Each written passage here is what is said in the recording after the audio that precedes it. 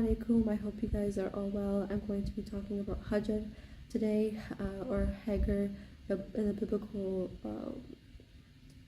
way to say her name. I really wanted to talk about the instance in which she departed from Ibrahim alayhi salam, and I really wanted to talk about this topic of submitting. So in her example, you can see it really bright and clear that she submitted to the order of departing. She did not ask you why and but and this and that. She submitted to what was happening, and she just went about her way to find a solution. So she had done this process of going between mountains, and it commemorates the path in which you do for Hajj, which is currently right now. And I just really wanted to talk about this because I think it shows that she was a great follower. She followed her husband in many different aspects, and the way that she just submitted is an example for all of humanity, just like the way that she has led all humanity in going between Safa and Marwa. She also is a way to show us that we have to submit in order for great things to happen sometimes.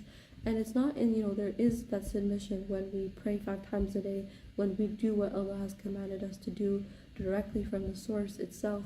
But there's also the submission that is advised to us through our spouses, through our parents and things like that. I don't want to go too much in depth with navigating that. I think a scholar is always important to navigate these matters if they submit you to do something that is harsh in your eyes, and trying to navigate those things. Submitting to the humbling of the soul in many ways, our first reaction is, but why this, that?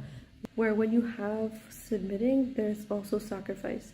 And she did both of them. She sacrificed her body, trying to, she just, you're in a position where you have to do sacrifices. Like once you submit, there will be sacrifices.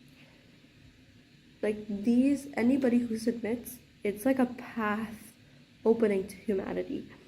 And I know that sounds weird, what I'm about to say, but even Musa's mom, may Allah be pleased with her, opened a path, like a prophet came from that submission.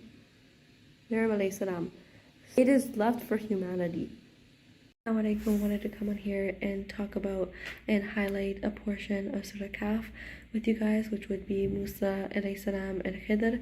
So they go on this journey, and Musa is being tested with patience. So there's 3 scenarios that happen, which was the hole in the boat, a young boy that was killed, and then also them fixing a wall and keeping it straight when the boys did not offer them food and when they had arrived, and things like that. So these are the 3 scenarios, and along this journey you can see a back and forth between Musa and Khidr and stuff. It highlights something beautiful here. It really highlights a human behavior within us, and it has been going on since the beginning of humanity, where we lack patience.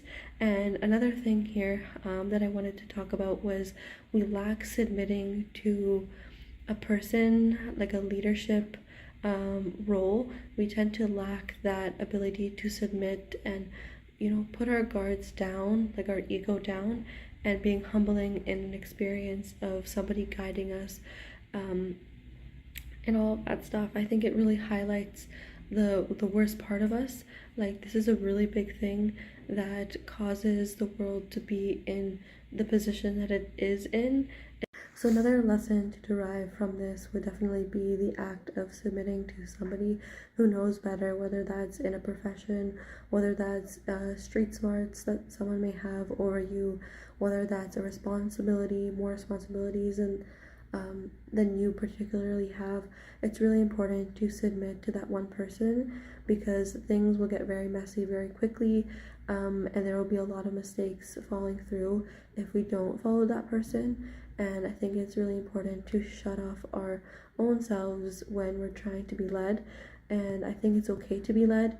We're often, there is a lot of lectures about, how to be a leader and what are the steps of leadership, but there's not a lot of lectures talking about how we can lower that, like, and fight within our ego more and more, and how it's really a when Assalamu alaikum. I wanted to come on here and talk about a topic that is really crazy, I guess, and in society, when you mention being more submissive to your husband or obedient to your husband, it's really jarring.